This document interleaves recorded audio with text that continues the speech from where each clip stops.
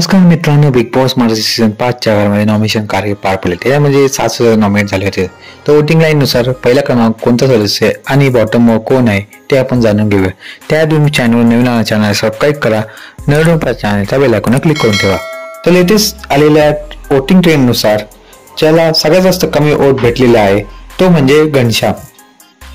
तर सगळ्यात कमी आणि खालून दुसऱ्या नंबरवर असलेली जिला कमी वोट भेटले ती म्हणजे आर्या.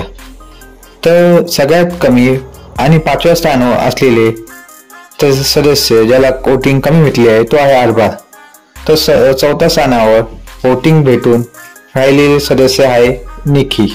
तर 3ऱ्या स्थानावर ज्याला वोटिंग भेटून 3रे स्थान भेटले तो आहे अभिजित. तर 2ऱ्या स्थानावर ज्याला वोटिंग भेटली आहे तो आहे डीपी दादा. आणि 1ल्या स्थानावर आहे ज्याला सगळ्यात जास्त वोट भेटलेले आहे तो म्हणजे सूरज.